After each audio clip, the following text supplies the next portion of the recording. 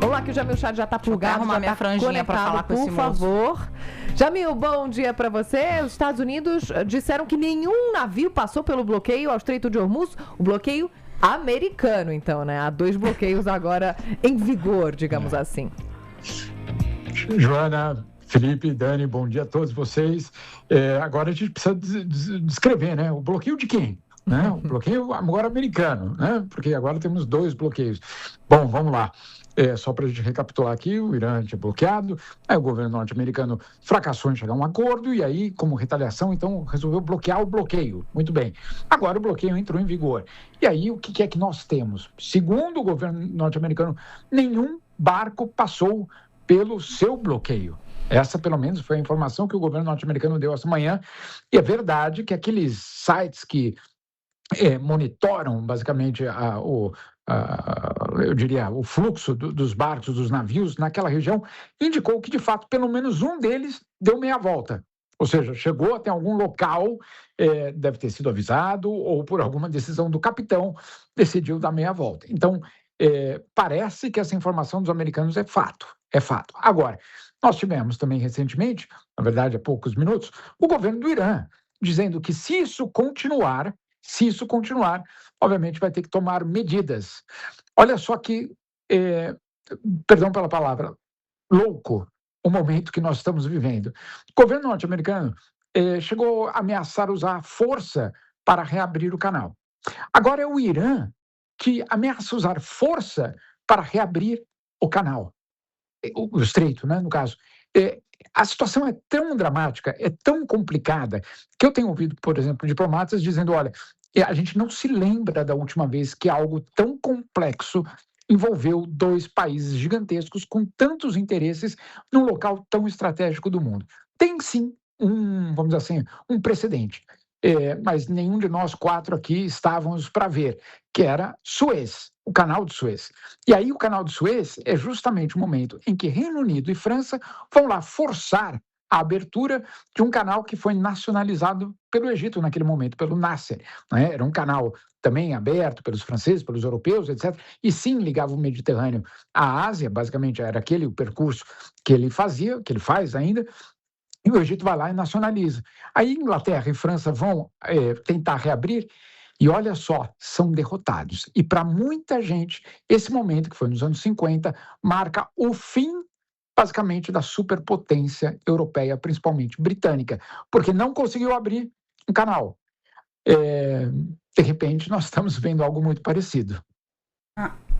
Bom, tem então base histórica para a gente fazer a comparação, mas considerando, Jamil, que os tempos são outros, a gente não consegue imaginar a famosa citação do conselheiro Acácio do Essa de Queiroz, né, que o problema das consequências é que elas vêm depois, né? E aí, como é que fica, né, Jamil?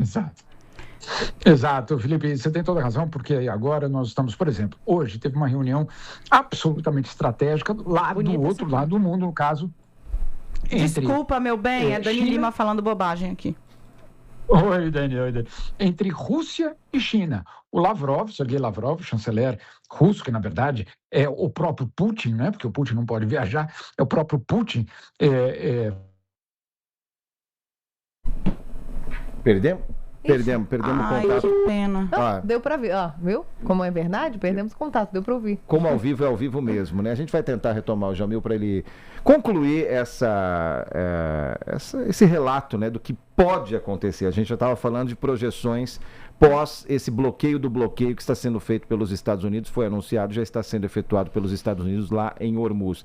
O que tem feito também, obrigatoriamente, uma mudança de rumo para que os navios acabem passando lá por Suez. Muitos navios já estão usando outro estreito, né, para chegar a Suez e por Suez, Mar Mediterrâneo e Europa. A gente segue acompanhando e vai trazer para você mais informações ao longo aqui da programação. São 8h40 agora. 8h40, vamos fazer o seguinte, já a gente tem que ir para o nosso noticiário. Opa, Jamil, tá de volta. Você tá de brincadeira, Jamil, você tem prioridade sempre. Opa. Pode concluir, Jamil. Que gentileza, Joana. Olha, rapidinho, só porque hoje Rússia e China estiveram reunidos, Xi Jinping com Lavrov, basicamente dizendo, olha, a aliança entre nós está absolutamente mantida. E se a China precisar de petróleo, fique tranquilo que a Rússia vai fornecer o que ela não conseguir obter lá do Irã, lembrando que a China é o maior comprador de petróleo do Irã. Então, olha só, de um lado, um bloco se organizando, de outro, um bloco absolutamente desorganizado, justamente por conta de uma ação, eu diria, mais do que irresponsável por parte de Donald Trump, que não consultou nem os seus aliados para ir à guerra. E agora, claro, fica correndo atrás e pedindo para que esses aliados não o deixem só. Ô, querido, sabe uma coisa que, rapidamente aqui, aproveitando que você voltou, uma coisa que me chama muita atenção, que é o Donald Trump, é uma estratégia muito louca. Como ele não pode sair como derrotado nunca, ele não conseguiu reabrir o Estreito de Hormuz, né? Não conseguiu forçar o Irã a fazer a declinar dessa ofensiva, que é uma ofensiva que pressiona o mundo não pela bomba, mas afetando diretamente a economia global. E aí, o que o Trump faz? Então não vai reabrir não, então também vou fechar. Ó que loucura. Ó que maluquice. É só para ter um discurso, dizer que não saiu por baixo. Agora a coisa tá ficando feia para ele, né, Jamil? Tô falando aqui do presidente dos Estados Unidos. A gente olha muito sob um viés ideológico meio cego aqui no Brasil, tá como, né, tá muito contaminado, inclusive, pelo ambiente eleitoral.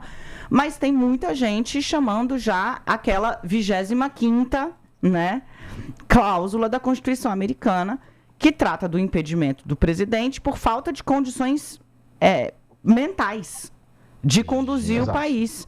Esse é um debate que está crescendo nos Estados Unidos. Você consegue trazer um pouquinho para a gente, querido, esse registro?